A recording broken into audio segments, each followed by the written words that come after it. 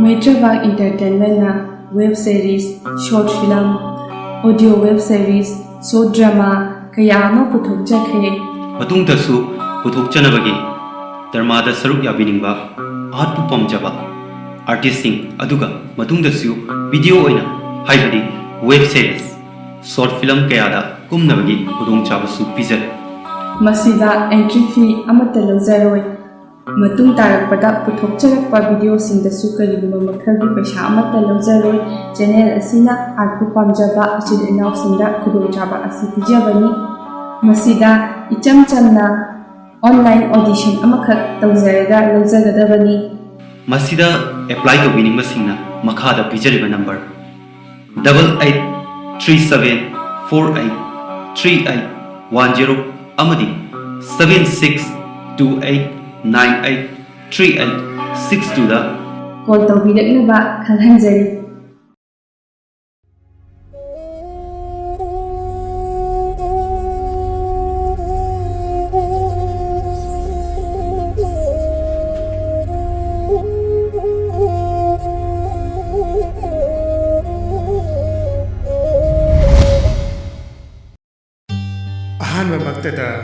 Maitravang Entertainment ki maikai degi ikok nona khoirungzari ngasi miyam gi damak puduna laksari a Manipuri audio drama Nangdi Eigi Thawaini wari asi hingliba natraga sikraba kanamataga mari leinajati writer ki wakhalon sakachaduna ijabani drama asida satam langliba amadi satam langlibi singdi Malam ki saktamda James KOIRENG Ricky ki saktamda Rajesh HAORUNGBAM SANAHAL ki saktamda James KOIRENG Khagem bagi saktamda BT SHARMA Rajesh ki saktamda SURAJ PANTHOI ki saktamda Mary LAISHRAM Sophia ki saktamda ROJI OINAM THOIBI ki saktamda THOI LAISHRAM Wari asibu ibirakpi Roji Oinam Wari asida background music pibiriba Rajesh HAORUNGBAM amadi NB NINGOM Wari asigi audiography amadi video editor na BT SHARMA Haujik taminarasi Manipuri audio drama Nangdi Eigi Thawaini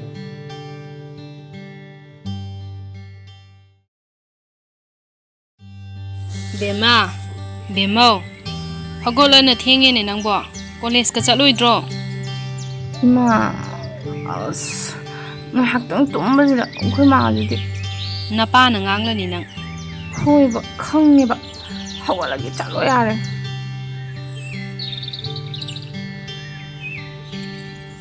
Bama, nasa nupido hagot krabro. Hagot kre mo babo. Baba, ay college ato ini, 1K dang piro. Baca thot, lupa lesing abadi, yaman dro. As, yam de chok, baba, piu ko, ay lo siya nukiye ba. Yahong na ting liba, numidang na, sinima yeng do na lay. Paisado, yaman le, lupa sa watang piko. Isa matantani, lau yasunu. Ay koi na lady bese. Magi damakta din ni hey. Magi damakta. Hayeng mga di ay ngonda, tayo na niya.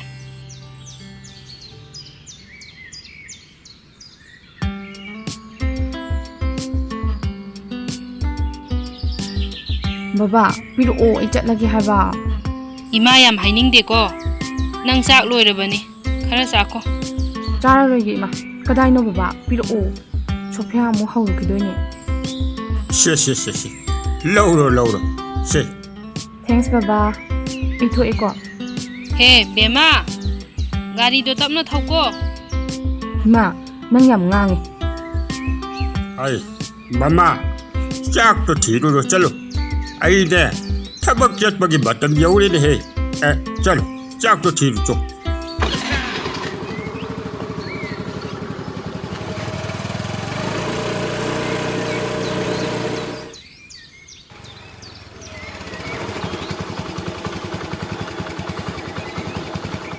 Sophia, Sophia ꯇꯥꯕ꯭ꯔꯣ ꯑꯦ ꯍꯩꯅꯧꯅꯤꯅꯦ ꯁꯤꯗꯤ ꯑꯁ ꯍꯥꯎꯔꯅꯤꯍꯦ ꯊꯣꯏꯕꯤ ꯍꯧꯖꯤꯛꯇ ꯅꯪ ꯂꯥꯛꯀꯦꯅ ꯇꯧꯔꯝꯃꯤꯅꯦ ꯂꯣꯏꯔꯦ ꯆꯠꯁ ꯂꯥꯛꯑꯣ ꯁꯣꯐꯤꯌꯥ ꯁꯤ ꯍꯩꯅꯧꯁꯦ ꯍꯌꯦꯡ ꯃꯦꯠꯂꯒ ꯆꯥꯁꯦ ꯌꯥꯝ ꯍꯥꯎꯅꯤꯌꯦ ꯍꯣꯏ ꯍꯥꯏꯕꯅꯦ ꯄꯨꯡꯁꯦ ꯊꯦꯡꯉꯦ ꯍꯥꯏꯕꯅꯦ ꯅꯪꯕꯣ ꯁꯦ ꯒꯥꯔꯤꯁꯦ ꯅꯪ ꯊꯧꯔꯛꯑꯣ ꯍꯣꯏ ꯂꯥꯛꯑꯣ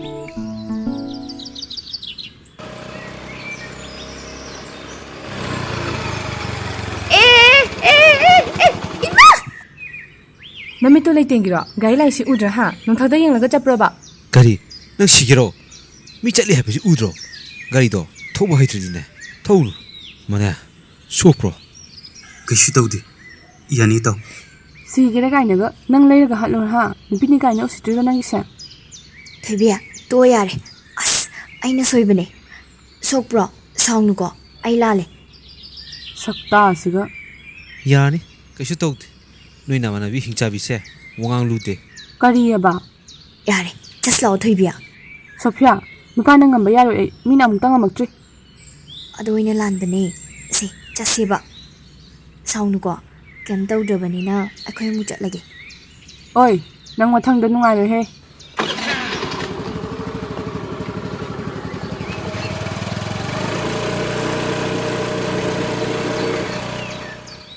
ꯆꯠꯈ꯭ꯔꯦꯅꯦ ꯅꯨꯄꯤꯅꯤ ꯀꯥꯏꯅ ꯃꯥꯂꯦꯝ ꯅꯪ ꯀꯩꯝ ꯇꯧꯗ꯭ꯔꯕ ꯅꯠꯇ꯭ꯔꯣ ꯔꯤꯀꯤ ꯑꯩ ꯀꯩꯁꯨ ꯇꯧꯗꯦ ꯍꯜꯂꯁꯤ ꯗ꯭ꯔꯦꯁꯁꯨ ꯃꯣꯠꯂꯦ ꯉꯁꯤꯗꯤ ꯀꯣꯂꯦꯖ ꯆꯠꯂꯨꯒꯨꯝꯁꯦ ꯂꯥꯛꯑꯣ ꯚꯥꯏ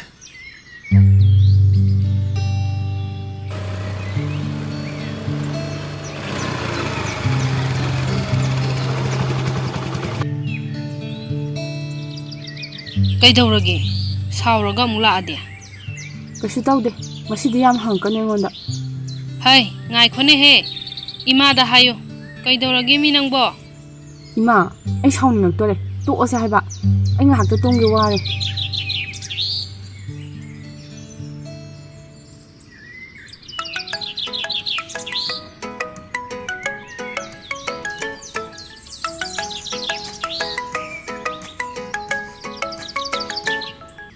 ꯍꯜꯂꯣ ꯃꯃꯥ ꯀꯩꯗꯧꯔꯒꯦ ꯊꯣꯏꯁꯦ ꯁꯥꯎꯔꯒ ꯂꯥꯛꯑꯦ ꯀꯩꯀꯩ ꯇꯧꯒꯦ ꯉꯁꯤ ꯃꯃꯥ ꯉꯁꯥꯏꯗꯣ ꯑꯩꯅ ꯒꯥꯔꯤ ꯊꯧꯋꯦ ꯑꯗ ꯑꯩꯈꯣꯏ ꯀꯣꯂꯦꯖꯀꯤ ꯁꯥꯇ꯭ꯔ ꯑꯃ ꯒꯥꯔꯤꯅ ꯊꯦꯡꯉꯨꯔꯦ ꯑꯗ ꯈꯠꯅꯈꯤꯕꯅꯦ ꯑꯩꯅꯗꯤ ꯇꯣꯛꯑꯣꯅ ꯍꯥꯏꯈꯤꯕꯅꯦ ꯃꯉꯣꯟꯗ ꯍꯦ ꯅꯨꯄꯥ ꯃꯆꯥꯒ ꯃꯥꯟꯅꯍꯟꯒꯅꯨ ꯅꯪꯁꯨ ꯈꯔ ꯊꯦꯝꯃꯨ ꯍꯣꯏ ꯃꯃꯥ ꯑꯩ ꯊꯦꯝꯒꯦ ꯍꯣ ꯏꯃꯥ ꯊꯝꯃꯒꯦꯀꯣ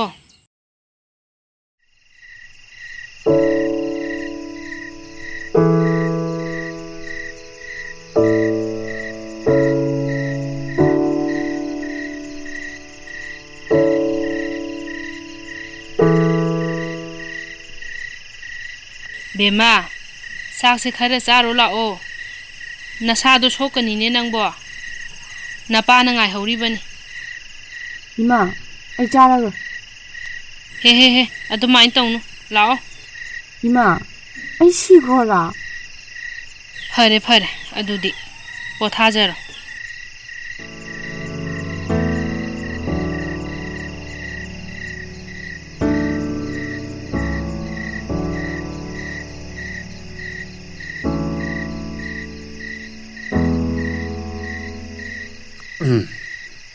Hey, nachadi la haura bro. ꯃꯣꯏ ꯄꯥꯕꯣ ꯉꯁꯤꯗꯤ ꯆꯥꯔꯔꯣꯏ ꯍꯥꯏꯌꯦ Karigi adudia. ꯀꯣꯂꯦꯖꯇ ꯃꯤ ꯈꯠꯅꯕ ꯃꯥꯜꯂꯦ ꯊꯦꯝꯕꯒ ꯑꯃꯠꯇ ꯌꯥꯗꯦ ꯅꯆꯥꯅꯨꯄꯤꯗꯣ Pare. Aine, hayeng wari sagi ko. Ngasi gidi ichado. Pothaja sunu. Ko laula. Sa na patawsi. ꯃꯣꯏ ꯄꯥꯕꯣ ꯀꯩꯀꯩ ꯍꯥꯄꯛꯈꯣꯒꯦ Ai yare. Nang dum chao ni he. Ai yare ko. Yare.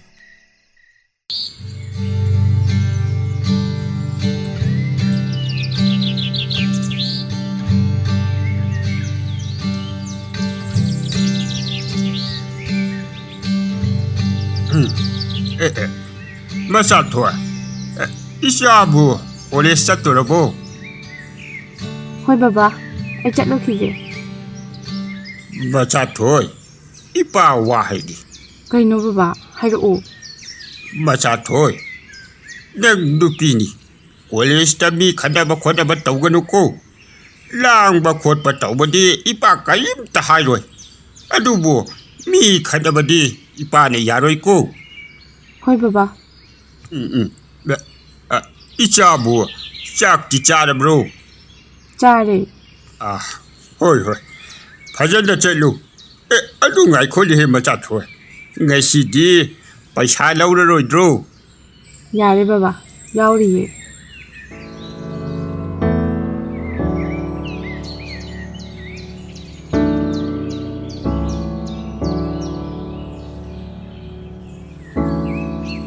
Kaino ngasidi thenge tawina.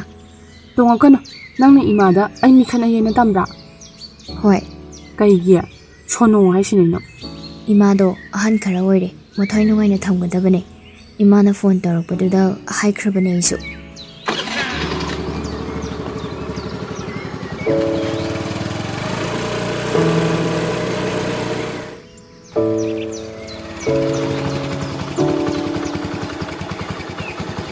Marangi nupado na tro adese.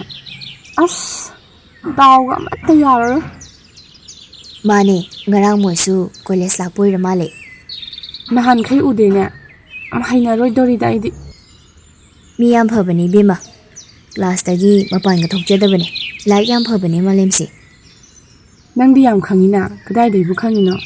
Nangna hokka charamro.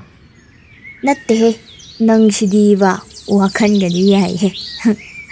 Nang na khangdrasune aidi loi khangi bema kanana kanano do. Phai phai, honna biyo.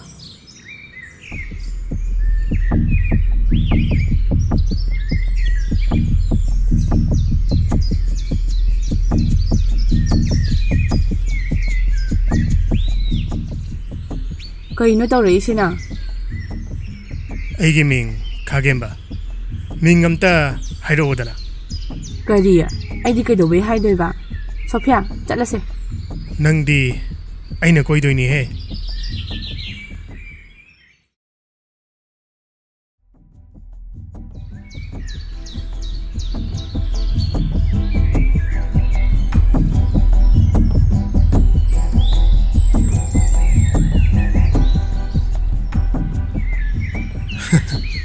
College la abo fazabi Yam wai, kanadano nangidubo.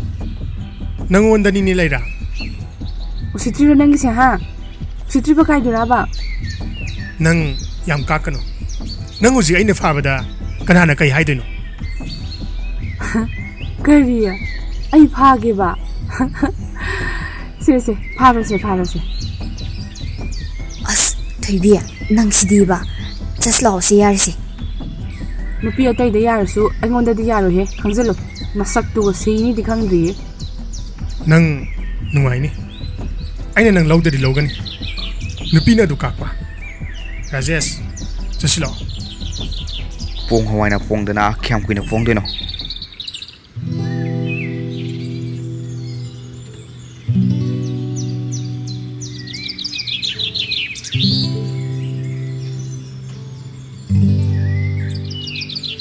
Ima, ai chak hapuranu. Kaino, college ka chatlaroidro nangbo. Ai Sophia hoida charage. Hainau melaga su charo doine. Moi hainau do yam chaningeba. Nang nupini ibema. Pangsatta satpa yaro. Nang na chaningasu. Napada lahen sini nangbo. Ima, aingonda nupane henjinba ngamoi. Ai kem tawra. Ai chatle ko.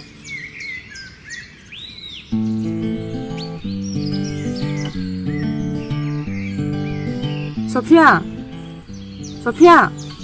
hazare he sidia nang horen chadoribani.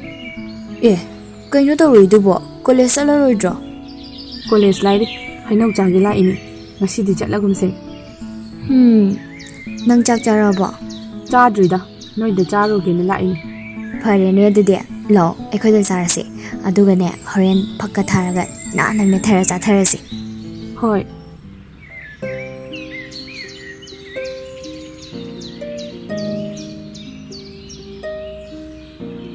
ꯊꯣꯏꯕꯤ ꯐꯛ ꯊꯥꯔꯣ ꯍꯣꯏ ꯍꯣꯏ ꯑꯩ ꯄꯨꯊꯣꯔꯛꯑꯒꯦ ꯋꯥꯎ ꯈꯨꯐꯖꯁꯦ ꯎꯕꯗ ꯇꯤꯟ ꯆꯨꯝꯃꯦ ꯍꯥꯏꯕ ꯁꯣꯐꯤꯌꯥ ꯑꯩ ꯃꯦꯠꯂꯛꯀꯦ ꯍꯣꯏ ꯃꯦꯠꯂꯣ ꯏꯕꯦꯝꯃ ꯃꯦꯠꯂꯣ ꯑꯩꯅꯦ ꯊꯨꯝꯒ ꯃꯣꯔꯣꯛꯀ ꯂꯧꯊꯣꯛꯑꯒꯦꯀꯣ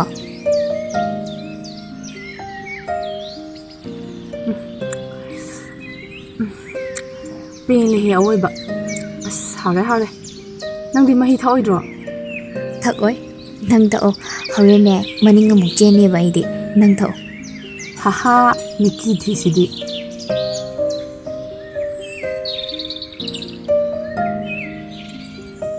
ꯁꯣꯐꯤꯌꯥ ꯑꯩ ꯆꯠꯂꯨꯈꯤꯒꯦ ꯍꯌꯦꯡ ꯀꯣꯂꯦꯖ ꯉꯟꯅ ꯉꯥꯏꯔꯝꯃꯨꯀꯣ ꯍꯣꯏ ꯕꯥꯏ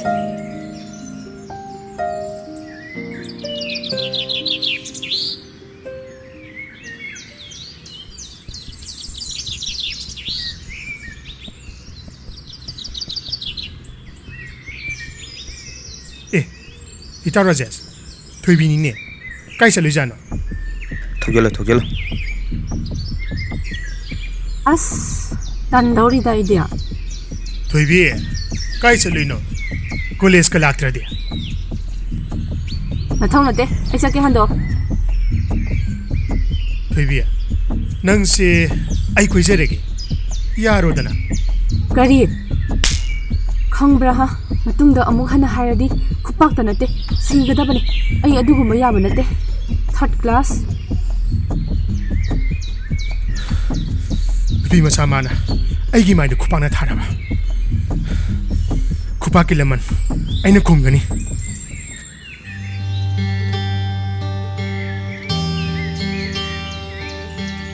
ꯊꯣꯏꯕꯤ ꯀꯩꯗꯧꯔꯒꯦ ꯁꯣꯐꯤꯌా ꯑꯩ ꯏ ꯌꯥꯝ ꯀꯥꯏ ꯅꯍꯥꯟꯒꯤ ꯅꯨꯄꯥꯗꯣ ꯑꯩ ꯀꯣꯏꯔꯒꯦ ꯑꯗꯨꯒꯤꯔꯣ ꯍꯥꯏꯁꯦ ꯂꯩꯔꯥꯡ ꯁꯥꯠꯂꯗꯤ ꯈꯣꯏꯃꯨ ꯏꯟꯕ ꯍꯥꯏꯁꯦ ꯃꯁꯥꯅ ꯇꯥꯕꯅꯦ ꯅꯍꯥꯟꯒꯤ ꯅꯨꯄꯥ ꯍꯥꯏꯁꯦ ꯃꯥꯂꯦꯝꯂꯣ ꯅꯠꯇꯦ ꯑꯃꯗꯨꯅꯦ ꯋꯥꯊꯤ ꯉꯥꯡꯒꯅꯣ ꯑꯩ ꯍꯩꯅꯗꯦ ꯍꯣꯏ ꯍꯣꯏ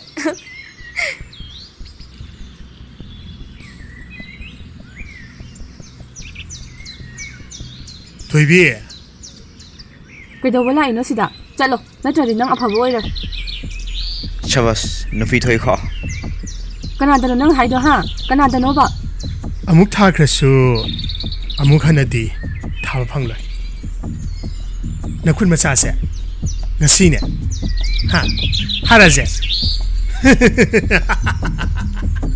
ꯊꯥꯗꯣꯛꯑꯣ ꯍꯥꯏꯕꯅꯦ ꯊꯥꯗꯣꯛꯑꯣ ꯍꯥꯏꯔꯒ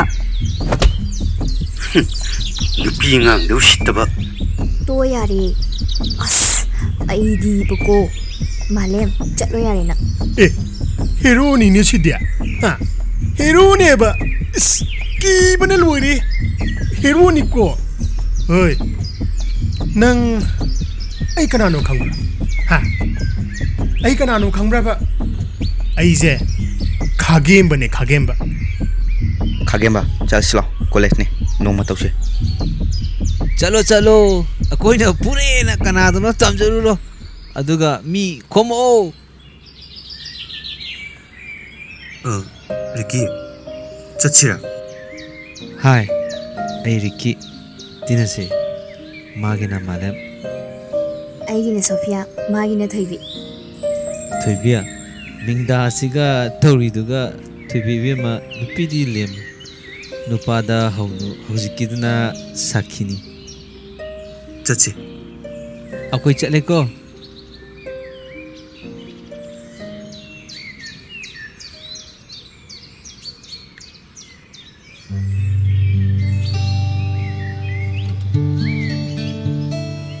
ꯁꯣꯐꯤꯌꯥ ꯃꯥꯂꯦꯝꯗꯣ ꯀꯣꯂꯦꯖ ꯂꯥꯛꯄ ꯎꯗꯦ ꯀꯩꯗꯧꯔꯖꯥꯠꯅꯣ ꯀꯩꯒꯤꯅꯣ ꯑꯗꯨ ꯍꯪꯉꯤꯗꯦ ꯋꯥꯈꯜ ꯑꯃ ꯈꯟꯕ ꯃꯥꯜꯂꯤꯗ ꯅꯨꯄꯤꯁꯦ ꯑꯗꯨꯒꯤ ꯅꯠꯇꯦꯕ ꯉꯁꯤꯗꯤ ꯁꯨꯝ ꯅꯨꯡꯉꯥꯏꯇꯕ ꯅꯨꯡꯁꯤꯕ ꯐꯥꯎꯏ ꯅꯨꯡꯁꯤꯕ ꯍꯥꯏꯗꯣ ꯁꯨꯃꯥꯏꯅ ꯇꯧꯕ꯭ꯔꯥ ꯈꯪꯗꯦ ꯐꯤꯂꯝꯒ ꯃꯥꯜꯂꯦ ꯀꯥꯏꯗꯤ ꯇꯝꯃꯤꯅꯣ ꯌꯥꯝ ꯍꯩ ꯍꯥꯏꯕ ꯑꯁ ꯐꯥꯒꯤ ꯇꯧꯅꯨꯕ ꯃꯣꯏ ꯃꯌꯨꯝꯗ ꯆꯠꯂꯨꯁꯤꯔꯥ ꯃꯌꯨꯝ ꯈꯪꯕ꯭ꯔꯣ ꯑꯁ ꯅꯪ ꯉꯥꯎꯔꯕꯣ ꯍꯌꯦꯡ ꯑꯗꯨꯝ ꯂꯥꯛꯆꯅꯤꯌꯦ ꯑꯗꯨ ꯀ꯭ꯂꯥꯁꯁꯨ ꯑꯃꯇ ꯉꯥꯏꯔꯦ ꯌꯥꯎꯔꯒꯨꯝꯁꯦ ꯍꯜꯂꯁꯦ ꯍꯥꯏꯕ ꯆꯠꯂꯨꯁꯦ ꯂꯥꯛꯑꯣ ꯍꯥꯏꯕ ꯑꯁ ꯅꯪ ꯉꯥꯎꯔꯕꯣ ꯁꯣꯐꯤꯌꯥ ꯑꯩ ꯁꯥꯎꯔꯒꯦ ꯂꯥꯛꯑꯣ ꯍꯥꯏꯕꯅꯤ ꯅꯪ ꯁꯤꯗꯤꯕ ꯂꯥꯛꯑꯣ ꯏꯕꯦꯝꯃ ꯂꯥꯛꯑꯣ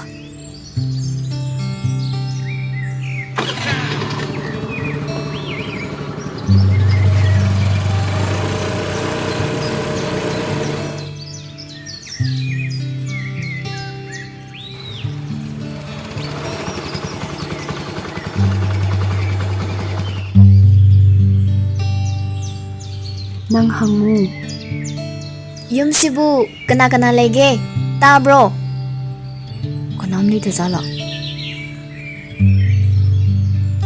ꯑꯦ ꯄꯨꯈ꯭ꯔꯤꯗ ꯅꯨꯄꯥ ꯑꯃꯗꯤ ꯏꯔꯨꯖꯔꯤꯌꯦ ꯑꯩ ꯍꯪꯒꯦꯀꯣ ꯀꯀꯥ ꯀꯩꯅꯣꯝꯇ ꯍꯪꯒꯦꯕ ꯏꯃꯥ ꯑꯣꯏꯃ ꯂꯣꯏꯔꯦꯗꯅ ꯆꯣꯞꯄꯤꯍꯦ ꯀꯩꯗꯧꯔꯒꯦ ꯃꯤ ꯃꯌꯨꯝꯁꯤꯗ ꯂꯥꯎꯔꯛꯏꯁꯤꯅ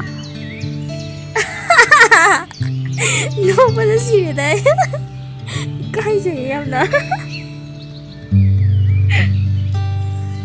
ꯐꯝꯁꯦ ꯁꯤꯗ ꯅꯪ ꯑꯝꯇ ꯍꯪꯉꯨ ꯑꯁ ꯅꯣꯏ ꯀꯩꯗꯧ ꯂꯥꯛꯏꯅꯣ ꯊꯣꯏꯕꯤ ꯅꯪ ꯍꯥꯏꯌꯨꯗꯨꯗ ꯑꯁ ꯁꯣꯐꯤꯌꯥ ꯆꯥ ꯊꯛꯈꯤꯁꯦ ꯑꯩ ꯆꯥ ꯂꯣꯜꯂꯛꯀꯦ ꯌꯥꯔꯦ ꯊꯣꯏꯕꯤꯅ ꯅꯪ ꯀꯣꯂꯦꯖ ꯂꯥꯛꯇꯕꯗꯨꯗ ꯍꯪꯉꯁꯦꯅ ꯂꯥꯛꯏꯅꯦ ꯀꯩꯗꯧꯔꯒꯦ ꯀꯣꯂꯦꯖ ꯂꯥꯛꯇ꯭ꯔꯗꯤ ꯑꯩ ꯊꯦꯡꯀ꯭ꯌꯨꯒ ꯑꯃꯠꯇ ꯍꯥꯏꯍꯧꯗ꯭ꯔꯦ ꯉꯔꯥꯡꯗꯣ ꯑꯗ ꯑꯩ ꯌꯥꯝ ꯅꯨꯡꯉꯥꯏꯇ꯭ꯔꯕ ꯀꯩꯁꯨ ꯇꯧꯗꯦꯗ ꯐꯤꯔꯣꯜ ꯈꯔ ꯃꯣꯠꯄ ꯑꯗꯨꯗ ꯆꯠꯂꯔꯣꯏꯒꯦ ꯇꯧꯕꯅꯤ ꯐꯣꯟ ꯄꯥꯏꯗ꯭ꯔꯣ ꯅꯝꯕꯔ ꯑꯝꯇ ꯂꯧꯖꯒꯦ ꯌꯥꯒꯗ꯭ꯔꯥ ꯄꯥꯏꯗꯤ ꯑꯩꯈꯣꯏꯗꯤ ꯐꯣꯟꯒ ꯂꯩꯕꯒ ꯉꯝꯖꯗꯦ ꯂꯥꯏꯔꯕ ꯃꯆꯥꯅꯤꯅ ꯏꯃꯥꯅ ꯀꯩꯊꯦꯜ ꯆꯠꯂꯒ ꯑꯩꯅ ꯑꯉꯥꯡ ꯈꯔ ꯇ꯭ꯌꯨꯁꯟ ꯇꯧꯔꯒ ꯌꯥꯝ ꯆꯝꯅ ꯍꯤꯡꯖꯕꯅꯤ ꯀꯩꯁꯨ ꯀꯥꯏꯗꯤꯌꯦ ꯑꯗꯨꯗꯤ ꯑꯩꯈꯣꯏ ꯆꯠꯂꯨꯈꯤꯒꯦ ꯁꯦ ꯑꯩꯒꯤ ꯅꯝꯕꯔꯅꯦ ꯊꯝꯖꯜꯂꯣ ꯁꯣꯐꯤ ꯆꯠꯂꯁꯦ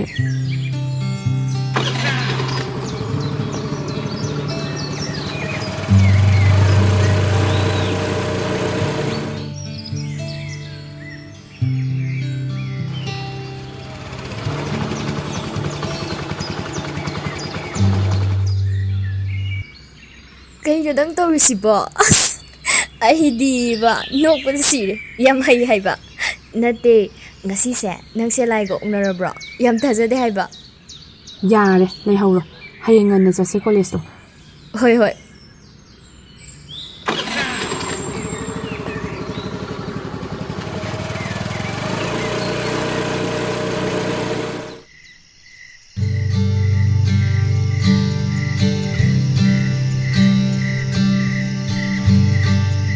ꯑꯉꯥꯡꯁꯤꯡ ꯑꯁꯤꯗꯤ ꯅꯣꯛꯐꯦꯠ ꯅꯣꯛꯐꯦꯠ ꯇꯧꯏꯗ ꯀꯩꯗꯧꯔꯒꯦ ꯏꯆꯥꯕꯣ ꯏꯃꯥ ꯕꯕꯥ ꯅꯣꯏ ꯑꯅꯤ ꯀꯃꯥꯏꯅ ꯅꯨꯡꯁꯤꯅꯔꯛꯀꯦ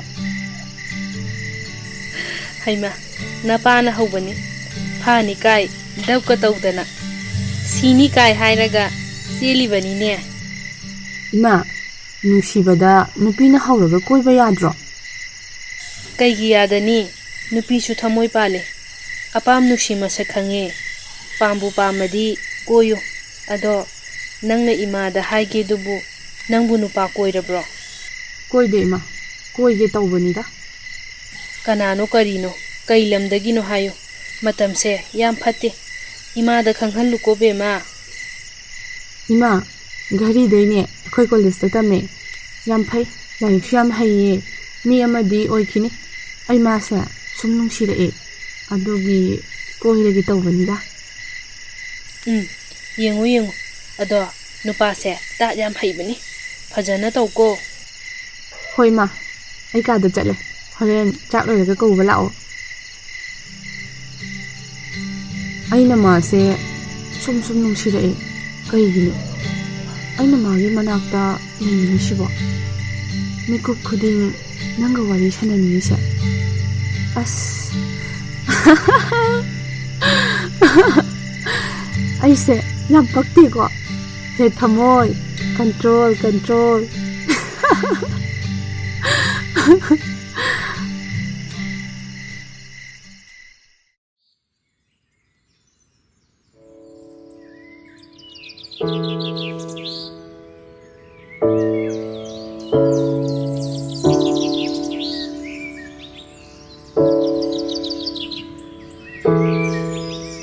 Sophia, Malim hoi ada lady, manakta changmusi lau.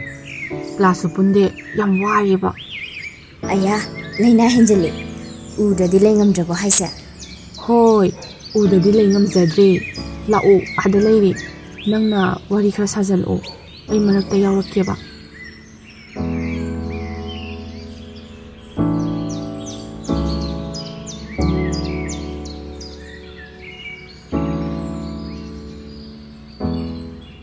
Mayam keke hinjang chanarake. ꯑꯩꯗꯤ ꯉꯁꯤꯗꯤ ꯍꯋꯥꯏ ꯊꯣꯡꯕ ꯑꯣꯏꯅ ꯇꯧꯔꯛꯑꯦ Malim, Nangdi. ꯑꯩꯒꯤꯗꯤ ꯏꯔꯣꯝꯕ ꯆꯥꯔꯛꯏ Malim, ai phone am layake. Sum chamna pau phaunase yaba natro. ꯑꯦ ꯃꯥꯂꯦ ꯑꯁ ꯅꯪꯗꯤ ꯍꯥꯎꯁꯐꯨꯜ ꯐꯥꯎꯔꯦꯍꯦ ꯌꯥꯔꯅꯤꯗ ꯊꯣꯏꯕꯤ Khangde, aidi pirakani ko. Malem, THOIBI se nangonda ngaurabane, yaro. ꯊꯣꯏꯕꯤ ꯅꯪ ꯑꯩꯈꯣꯏ ꯃꯥꯂꯦꯝꯁꯦ ꯀꯣꯏꯅꯔꯗꯤ ꯈꯔ ꯏꯪꯇꯞꯄꯣꯅꯦ ꯍꯥ ꯅꯨꯄꯥꯒ ꯈꯠꯅꯕ ꯌꯥꯔꯔꯣꯏꯕ ꯑꯗꯣ ꯁꯣꯐꯤꯌꯥ ꯅꯪꯅ ꯑꯩꯒ ꯇꯥꯔꯦꯅꯦ ꯍꯥ ꯑꯗꯨꯗꯤ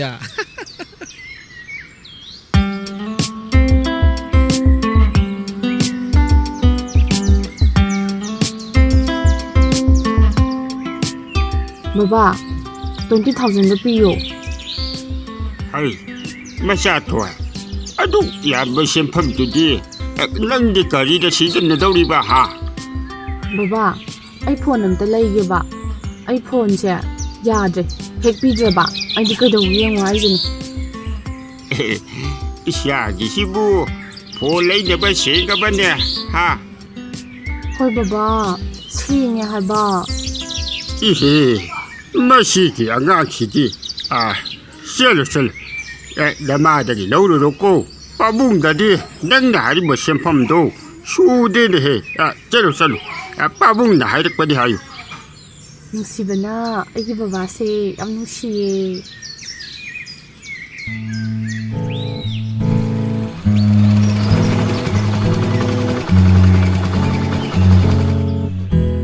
Sophia! Sophia! Oh, Sophia! Kaino, ngarubo tawridubo. Kok changapa yadro. Thongalduda gari khongaga leidubo. Phone leru se lau, sasat lau thingi. Nang horoidro na. Yam nang horoi he. Mihun se yadre, nangori lau. Horene, phone do nangna khara phaba ma khala uko. Hoi, gaida phajana thaw.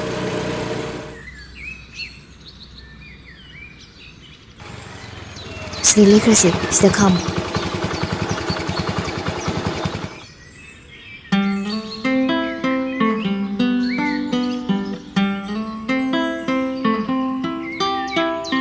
Si yaradro. Yare kaino, si phajare kaino. Lau adudi.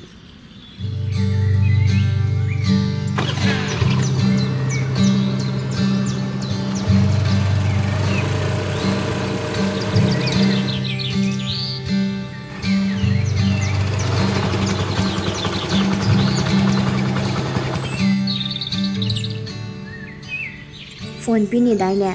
Malim chatkidore. Pirodana. Nang amta kaubiyo. Si, amta kaubiyo ba? Nang shidi bako. Malem, tabro. Sophia kay haige Amta ngai guo. THOIBI na gift amta pigi. H ꯊꯨꯏꯍꯦ Se, horen phone tawrake ko. Pairao. ꯂꯧꯁꯜꯂꯣ ꯑꯩ ꯑꯣꯏꯔꯗꯤꯉꯣ ꯂꯧꯔꯅꯤ ꯅꯥꯔꯥꯏꯕꯛ ꯐꯩ ꯏꯕꯨꯡꯉꯣ ꯅꯪ ꯑꯗꯨꯗꯤ ꯑꯩꯈꯣꯏ ꯆꯠꯂꯦꯀꯣ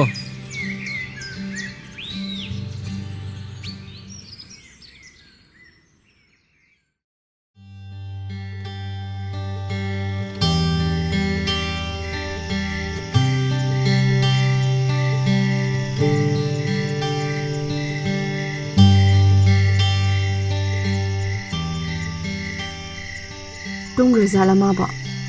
Phone to sanga.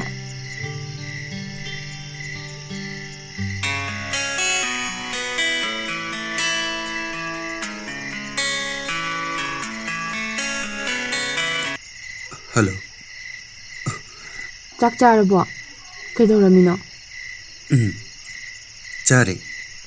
Lairik parambani. Nangdi charaba. ꯆꯥꯔꯦ ꯑꯩꯁꯨ. ꯑꯗꯣ ꯊꯝꯃꯣꯔꯥ ꯅꯪ ꯂꯥꯏꯔꯤꯛ ꯄꯥꯔꯗꯤ. Yani. Adum payo. ꯑꯗꯨꯗꯤ ꯋꯥ ꯑꯝꯇ ꯍꯪꯒꯦ. Karino hongo. ꯑꯩꯉꯣꯟꯗ ꯀꯩꯝ ꯍꯥꯏꯅꯤꯡꯗꯕ꯭ꯔꯣ? ꯋꯥꯔꯤꯒ ꯑꯝꯇ ꯁꯥꯟꯅꯅꯤꯡꯗꯕ꯭ꯔꯥ? Hangni dai. Hango kaino.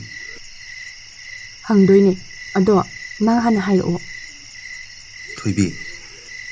Karibo haigani nangonda. Aduga warina karige. Ibani di koina busunate. ꯑꯗꯨꯗꯤ ꯀꯣꯏꯅꯔꯗꯤ ꯋꯥꯔꯤ ꯁꯥꯟꯅꯅꯤꯡꯒꯗ꯭ꯔꯥ? ꯋꯥ ꯍꯥꯏꯅꯤꯡꯒꯗ꯭ꯔꯥꯕ? THOIBI. Nang ngasi kaidorage. ꯍꯥꯏꯔꯛꯑꯣ ꯃꯥꯂꯦꯝ. Ai khangde. ꯌꯥꯔꯣꯏꯌꯦ ꯑꯗꯨꯗꯤ. ꯑꯗꯣ ꯑꯩ ꯋꯥ ꯑꯝꯇ ꯍꯥꯏꯒꯦ. ꯌꯥꯕꯤꯌꯣꯕ. Hairo. ꯑꯩꯒꯤ ꯄꯨꯟꯁꯤꯗ ꯅꯨꯄꯥꯁꯦ ꯆꯪꯗꯦ. ꯑꯗꯣ ꯑꯩꯒꯤ ꯊꯃꯣꯏ ꯋꯥꯈꯜꯁꯦ ꯀꯩꯅꯣꯝ ꯇꯧꯔꯦ. ꯅꯪꯕꯨ ꯑꯗꯨꯝ ꯎꯅꯤꯡꯉꯦ. ꯋꯥꯔꯤꯁꯨ ꯑꯗꯨꯝ ꯁꯥꯟꯅꯅꯤꯡꯉꯦ. ꯇꯁꯦꯡꯅ ꯃꯥꯂꯦꯝ. ꯑꯩ ꯅꯪꯕꯨ ꯌꯥꯝ ꯅꯨꯡꯁꯤꯌꯦ. THOIBI. Ai kona haigi. Hojikidi. Ai matam chadri. Lairik tamkhige. ꯌꯥꯔꯦ. ꯑꯩꯅ ꯍꯥꯏꯕꯒꯤ ꯅꯠꯇ꯭ꯔꯥ ꯅꯪꯒꯤꯗꯣ? ꯑꯩ ꯅꯪꯒꯤ ꯂꯥꯏꯔꯤꯛ ꯇꯝꯕꯗ ꯀꯩꯁꯨ ꯌꯦꯠꯂꯣꯏꯌꯦ.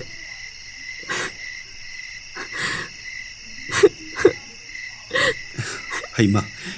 Kapiro. Dumain tong nungaiti si. Se. Kapatu oba. Hoi. Ai yarage. Ai nang na haibado. Yarage ba. ꯑꯁꯦꯡꯕꯩꯔꯣ? ꯈꯨꯅꯨꯡꯁꯤ ꯑꯃ. ꯊꯝꯃꯒꯦ. ꯂꯥꯏꯔꯤꯛꯇꯣ ꯄꯥꯖꯔꯣ. Good night. ꯍꯔꯥꯎꯕꯅ ꯂꯣꯏꯔꯦ. ꯏꯁꯩꯗꯨꯝ ꯁꯛꯀꯦꯗ.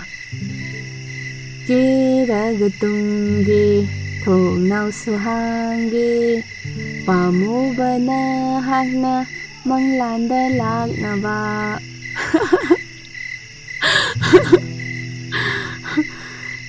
ꯏꯆꯣꯏ ꯆꯣꯏꯔꯦ ꯋꯥꯈꯜꯁꯦ ꯅꯨꯡꯁꯤꯕꯅ ꯁꯨꯝꯍꯠꯂꯦ ꯃꯪꯂꯥꯟꯒꯨꯝꯂꯦ ꯇꯥꯏꯕꯪꯁꯦ ꯇꯥꯏꯕꯪꯒꯨꯝꯂꯦ ꯃꯪꯂꯥꯟꯁꯦ.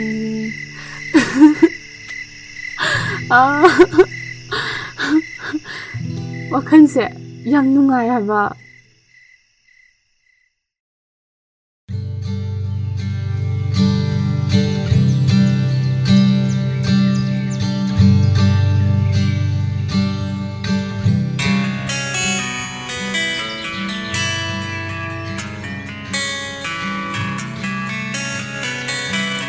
Hello. Hello. tum haugalabo? Haugale. Lairik parambani. ꯑꯌꯥ ꯑꯩ ꯅꯨꯄꯥꯁꯦ ꯂꯥꯏꯔꯤꯛ ꯌꯥꯝ ꯐꯩꯌꯦ.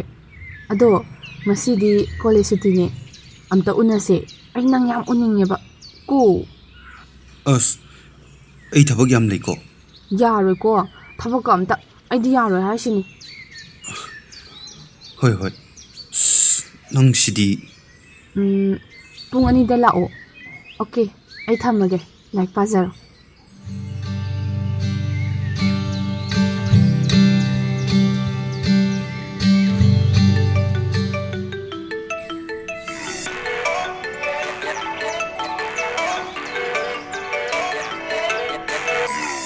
Hello. Ricky. Horen pung 2da akoida lao. THOIBI do unausi. Wow! Ses! Naiko! Karian dibo! Tiko! Ito. Khangla pangamdi. Nupi ni na abirani. Hoi hoi. Bye.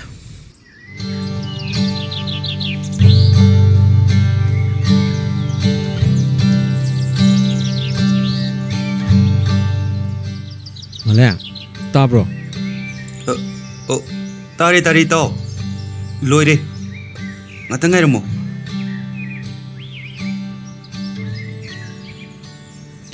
Ba, mafam di kai dunu ba. As. Adusu hanghodre ni. ꯑꯩ ꯍꯧꯖꯤꯛ ꯍꯪꯒꯦ.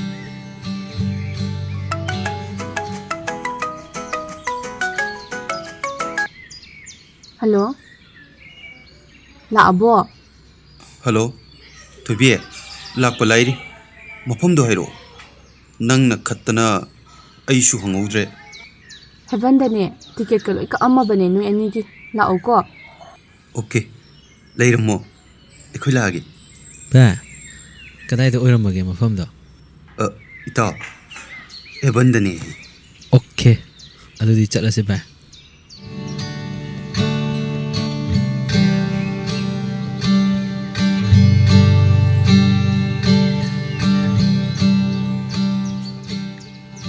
ꯑꯅꯤ ꯂꯥꯛꯄ ꯀꯌꯥꯝ ꯀꯨꯏꯔꯒꯦ? ꯀꯨꯏꯔꯦ, ꯋꯥꯔꯦ ꯅꯣꯏ ꯉꯥꯏꯕꯗ. ꯁꯣꯐꯤꯌꯥ, ꯑꯗꯨꯗꯤ ꯂꯥꯛꯑꯣ. 이번이슈 그라이드노마 부모세.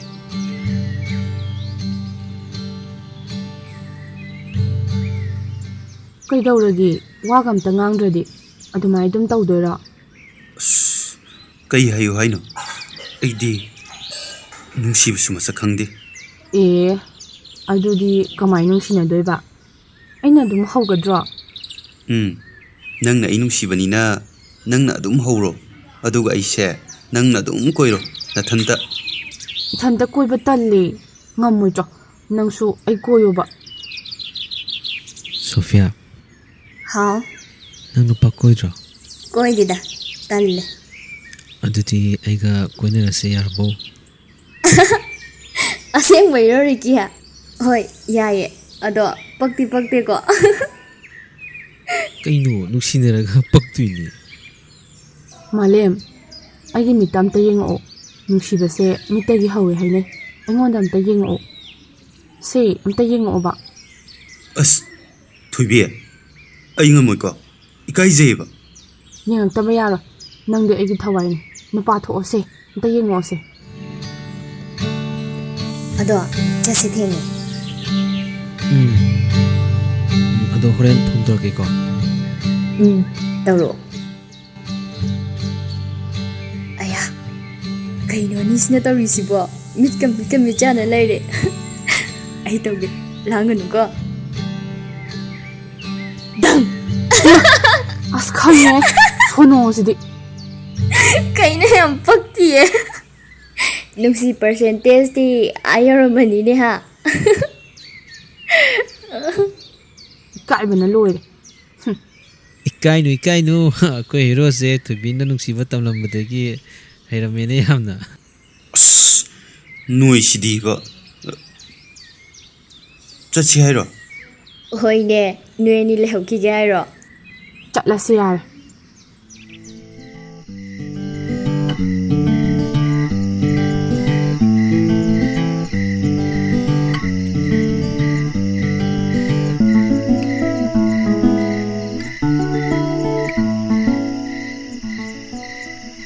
ꯏꯃꯥ, ꯑꯩ ꯋꯥ ꯑꯝꯇ ꯍꯥꯏꯒꯦ. ꯍꯥꯏꯌꯨ ꯀꯩꯅꯣ? ꯑꯩꯅ ꯍꯥꯏꯕ ꯅꯨꯄꯥꯗꯣ ꯍꯌꯦꯡ ꯂꯥꯛꯍꯟꯒꯦ. ꯆꯥꯛ ꯆꯥꯁꯦ. ꯈꯪꯅꯧꯋꯣꯕ ꯏꯃꯥ.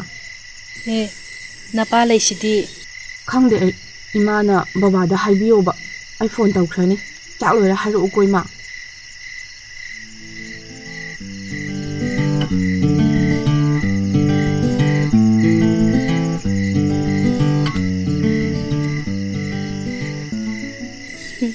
ꯅꯆꯥꯅ ꯌꯥꯝ ꯄꯥꯝꯖꯕ ꯃꯥꯜꯂꯦ. ꯅꯨꯄꯥꯗꯣ ꯍꯌꯦꯡ ꯆꯥꯛ ꯄꯤꯖꯁꯦ. ꯈꯪꯅꯧ, ꯁꯤꯅꯤꯗꯅ ꯃꯣꯏ ꯄꯥꯕꯨꯡ. ꯌꯦꯡꯒꯦ ꯂꯥꯛꯑꯣꯌꯨ. ꯑꯩꯁꯨ ꯍꯌꯦꯡꯗꯤ ꯊꯣꯏꯗꯣꯛꯄ ꯊꯕꯛ ꯆꯠꯀꯗꯕ ꯂꯩꯇꯦ. ꯂꯥꯛꯑꯣꯌꯨ. ꯍꯣꯏ.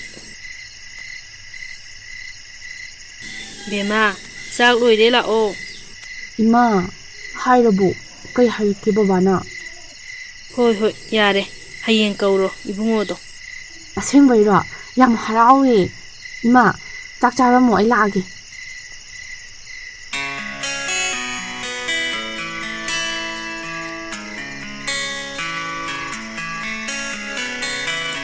ꯍꯜꯂꯣ. ꯇꯥꯕ꯭ꯔꯣ? ꯍꯌꯦꯡ ꯏꯃꯥ ꯍꯣꯏꯒ ꯁꯛ ꯈꯪꯅꯧꯀꯣ. ꯑꯩꯈꯣꯏꯗ ꯆꯥꯛ ꯆꯥꯁꯦ. ꯕꯕꯥꯁꯨ ꯃꯃꯥꯁꯨ ꯂꯣꯏꯅ ꯌꯥꯔꯤꯕ ꯀꯣ. ꯂꯥꯛꯎꯀꯣ. ꯍꯥ? ꯀꯩꯅꯣ ꯅꯪ ꯍꯥꯏꯗꯨꯕꯣ? ꯑꯁ ꯌꯥꯔꯣꯏꯗ꯭ꯔꯣ ꯑꯩꯗꯤ ꯂꯥꯛꯑꯣ ꯍꯥꯏꯁꯤꯅꯦ ꯅꯪ ꯅꯨꯡꯁꯤꯕꯒꯤꯅꯦ ꯍꯥꯏꯁꯦ ꯔꯤꯀꯤꯒ ꯂꯥꯛꯑꯣꯕ ꯁꯣꯐꯤꯌꯥꯁꯨ ꯀꯧꯗꯣꯏꯅꯦ ꯑꯗꯣ ꯑꯩ ꯆꯥꯛ ꯆꯥꯔꯨꯈꯤꯒꯦ ꯍꯣꯔꯦꯟ ꯐꯣꯟ ꯇꯧꯔꯛꯀꯦꯀꯣ ꯊꯝꯃꯦ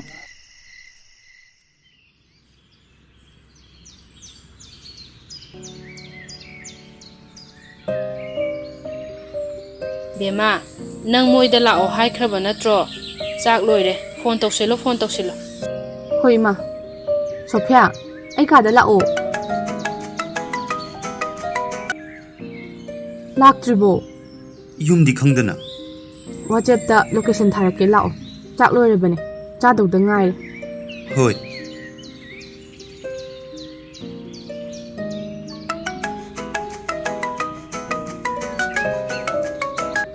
ꯍꯜꯂꯣ ꯊꯣꯏꯕꯤ ꯑꯩꯈꯣꯏ ꯅꯣꯏ ꯊꯣꯡꯒꯥꯜꯗ ꯂꯩꯔꯤ ꯍꯣꯏ ꯊꯣꯛꯂꯛꯀꯦ ꯁꯣꯐꯤ ꯃꯣꯏ ꯊꯣꯡꯒꯥꯜꯗ ꯂꯩꯔꯦꯌꯦ ꯂꯥꯛꯑꯣ ꯊꯣꯛꯎꯁꯦ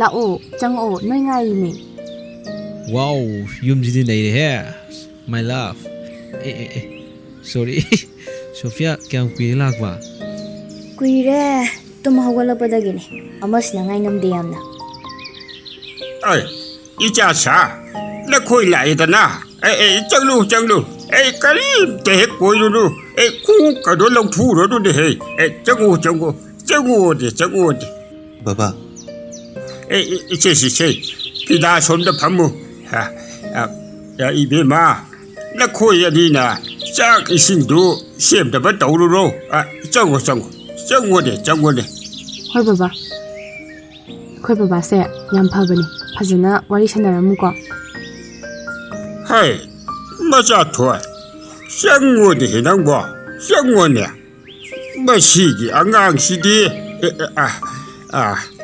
이봉우 거이디 까리 민까위 아이코이 이비 마시가 강다리시나 까람바노 노이 아니나 까리 람다기 하 바바 ꯑꯩꯒꯤꯅ ꯔꯤꯀꯤ ꯃꯥꯒꯤꯅ ꯃꯥꯂꯦꯝ ꯑꯩꯅ ꯅꯝꯕꯣꯜ ꯃꯥꯏꯕꯝꯗꯒꯤꯅꯦ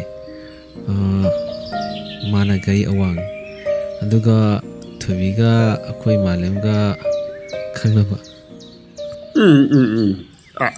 이봉우 말이야 이샤기디 이마가 바바가 아니막 레이디브로 아두가 까리 호나리바 아두가 이샤기 엠나 까리도 이빠다 아묵다 하요다나 baba ai imaga khoi ni dang leibane imana ka thien chali aina angang khara tuition torga leibane aigi imdi UPSC exam thagena yam kan hona jar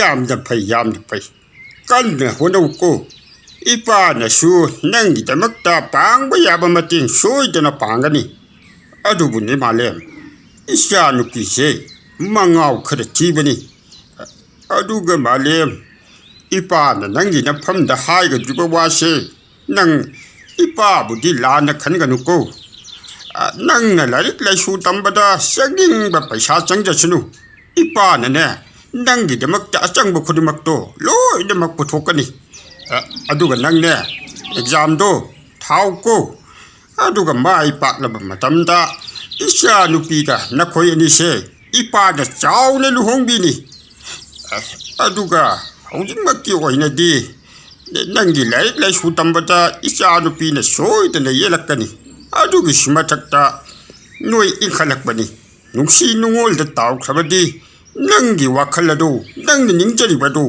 ꯑꯔꯦꯝꯕꯗ ꯇꯥꯒꯗꯧꯔꯤꯕꯅꯤꯅꯦ ꯅꯨꯡꯇꯤꯒꯤ ꯋꯥꯔꯤ ꯁꯥꯟꯅꯔꯕꯗꯤ ꯅꯨꯡꯁꯤꯕꯗ ꯉꯥꯎꯔꯛꯀꯅꯤ ꯅꯪꯒꯤ ꯂꯥꯏꯔꯤꯛꯇꯁꯨ ꯁꯣꯏꯗꯅ ꯁꯣꯏꯔꯛꯀꯗꯧꯔꯤꯕꯅꯤꯅꯦꯍꯦ ꯑꯗꯨꯅꯅꯤ ꯏꯄꯥꯅ ꯅꯪꯒꯤ ꯅꯐꯝꯗ ꯍꯥꯏꯔꯤꯕ ꯃꯌꯥꯝꯁꯦ ꯅꯪꯕꯨ ꯅꯨꯡꯁꯤꯕꯗꯒꯤ ꯅꯪꯕు ꯐꯍꯟꯅꯤꯡꯕꯗꯒꯤꯅꯤꯅꯦ ꯏꯄꯥꯅ ꯍꯥꯏꯔꯤꯕꯁꯤꯕꯨ ꯅꯪꯕꯨ ꯌꯥꯅꯤꯡꯗꯕ꯭ꯔꯥꯅꯦ chume baba aigi baba makni khanduna baba gi apamba khutimak thunganjagi ꯑꯗꯨꯅꯤ ꯏꯆꯥꯁꯤꯗꯤ ꯅꯪꯅ ꯅꯤꯡꯖꯔꯤꯕ ꯃꯪꯂꯥꯟ ꯑꯗꯣ ꯃꯪ ꯐꯥꯎꯅꯕ ꯉꯝꯅꯕ ꯀꯟꯅ ꯍꯣꯠꯅꯒꯗꯕꯅꯤꯀꯣ ꯕꯕꯥ ꯆꯥꯛ ꯁꯦꯝꯕ ꯂꯣꯏꯔꯦ ꯆꯥꯛ ꯁꯦꯝꯕ ꯂꯣꯏꯔꯦꯕ ꯂꯥꯛꯑꯒꯦ ꯏꯕꯨꯡꯉꯣ ꯃꯥꯂꯦꯝ ꯏꯕꯨꯡꯉꯣ ꯂꯥꯎ Nachan Nupina Jackson Malode, Junction, Laula Ula, but him to Koirunu, Junction, Laula.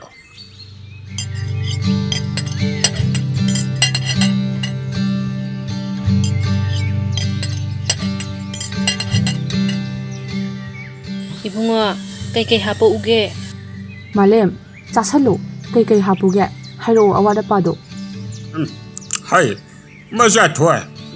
Magi so happy on the hay. Ibunga, Karim to Koirunu go, say, lay you make me candid of me. Jasalu. Ipagi, the yada. Jasalu.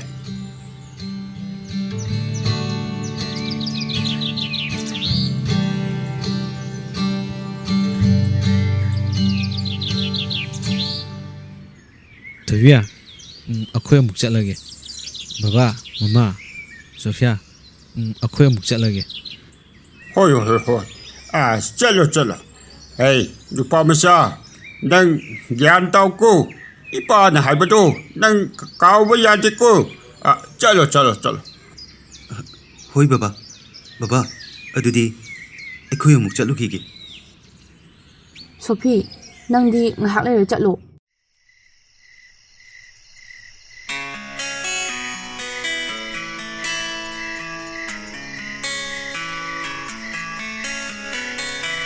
Hello? Baba na kay harake. Pem tawdida. Yam pai. Noi baba da. Adu THOIBI. Ikoi ni se matam karadi pau phaunaroise. Kaino nang haidubo ai ngamoye. THOIBI. Noi ga kuiga yam khene. Ai matik chaba mi mat ogi. Nang saunu ko. Ai lari pa ke tawbani. Lai to adum pawo ai kesu hairoye. Madu yaroye THOIBI. Ai thami. Malem yaroye. Ya thamkhe. जिस number से आप संपर्क करना चाहते हैं वह अभी switched off है कृपया कुछ समय पश्चात प्रयास करें या स्विच ऑफ कहाँ है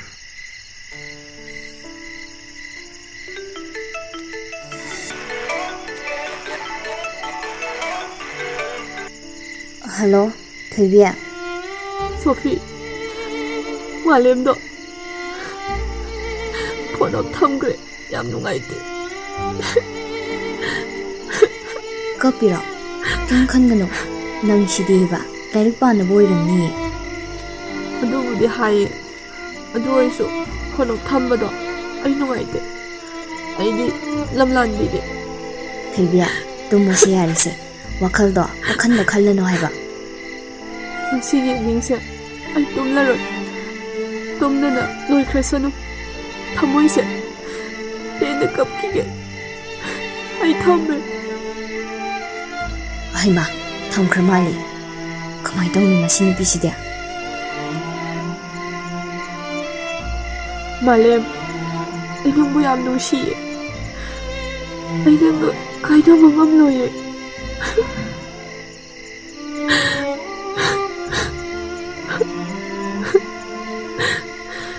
Yang wari, yang menungsiba. Nungsiba kita nase, ai kau mangam loye Malem.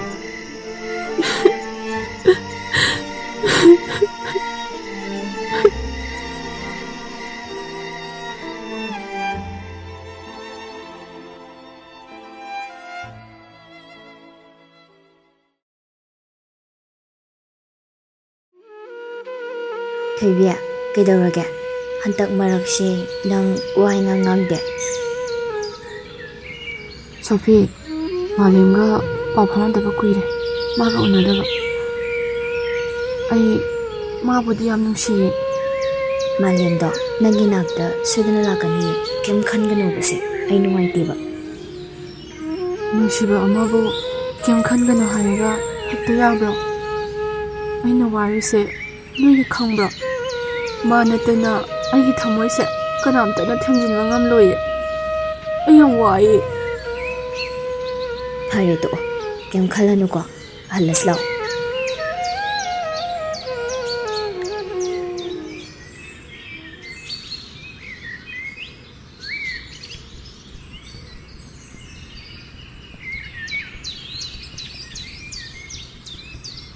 ꯊꯣꯏꯕꯤ ꯉꯥꯏꯈꯣ ꯋꯥꯔꯤ ꯁꯥꯟꯅꯈꯤꯁꯦ ꯑꯃꯨꯛ ꯍꯥꯏꯕꯗ ꯌꯥꯅꯁꯤ ꯅꯪ ꯀꯩꯗꯧꯒꯦ ꯍꯥꯏꯕꯅꯣ ꯍꯥ ꯍꯧꯖꯤꯛ ꯃꯇꯝꯁꯦ ꯌꯥꯝ ꯆꯥꯎꯈꯠꯂꯕꯅꯤ ꯅꯨꯄꯤꯗ ꯑꯗꯨꯃꯥꯏꯅ ꯇꯧꯗ꯭ꯔꯕꯅꯤ ꯕ꯭ꯂꯦꯛ ꯍ꯭ꯋꯥꯏꯠꯀꯤ ꯃꯇꯝꯗꯣ ꯅꯠꯇ꯭ꯔꯦ ꯆꯠꯊꯣꯛ ꯆꯠꯀꯦ ꯍꯥꯟꯗꯣ ꯑꯗꯨꯗꯤ ꯅꯪ ꯑꯩꯒꯤ ꯑꯣꯏꯕ ꯇꯥꯕꯅꯤꯅꯦ ꯍꯥ ꯏꯃꯥ ꯁꯣꯐꯤꯌꯥ ꯑꯩ ꯑꯝꯇ ꯀꯜꯂꯣ ꯁꯤ ꯊꯥꯗꯣꯛꯑꯣ ꯀꯅꯥ ꯀꯅꯥ ꯂꯩꯒꯦ ꯈꯥꯒꯦꯝꯕ ꯃꯆꯤꯟꯗꯣ ꯃꯦꯜꯂꯣ ꯊꯨꯔꯣ ꯊꯣꯏꯕꯤ ꯊꯣꯏꯕꯤ ꯑꯩ ꯀꯩꯗꯧꯒꯦ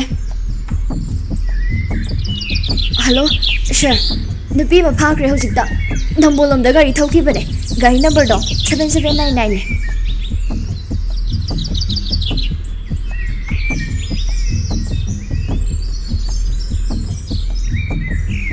ꯍꯧꯖꯤꯛꯇꯤ ꯅꯪ ꯀꯥꯏꯗ ꯆꯦꯟꯒꯅꯤ ꯍꯥ ꯄꯣꯡꯈꯣꯗꯅ ꯐꯖꯕ ꯅꯁꯛꯇꯣ ꯉꯁꯤꯗꯤ ꯑꯃꯨꯕ ꯀꯥꯂꯤ ꯇꯩꯔꯒꯦ ꯑꯩꯒꯤ ꯃꯥꯏꯗ ꯈꯨꯄꯥꯛꯅ ꯊꯥꯈꯤꯕꯒꯤ ꯂꯃꯟ ꯉꯁꯤꯗꯤ ꯁꯤꯡꯂꯅꯤ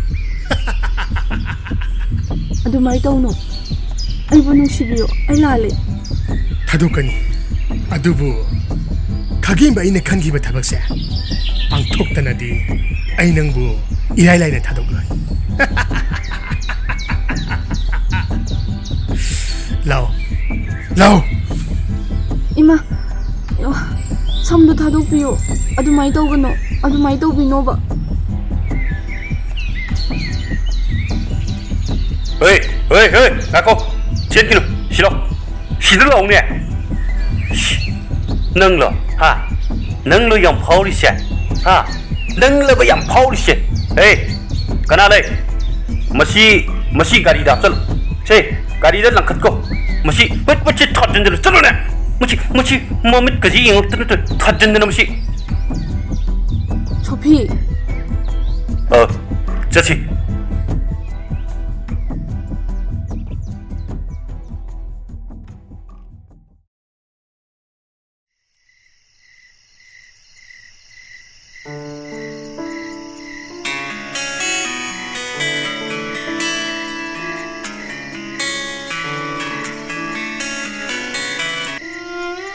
Hello. Nang nahan kay chatlogi ha. Kaygino nang na ay mo siyang mahalise. Nang yam patte. Nang yam patte ay sini. THOIBI, hayang unase surprise ni. Nang umiragi kandi. Hoy, yay. Hanagi napamda ada unase. Hoi, ay thamage. Thabak tawri. Pungdi ani dani ko, soibe adi ko.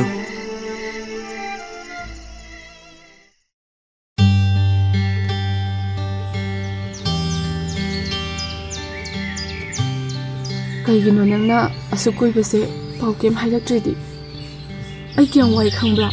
Nang bungai bata. Nungsibi, ay hana college ka baloiri. Knowledge mangdanaba sumlakpan. Ay UPSC gi exam ama thagena ari kanapa. Adugini. Dangbudi thadokla. Adum khalle. Hojikti ay may pae. Nangbu amu wahalaro. Nangdi Eigi Thawaini. Malam, ay sunangbu yam nungsiye. Aybu amu wahalano. Nangdi Eigi Thawaini.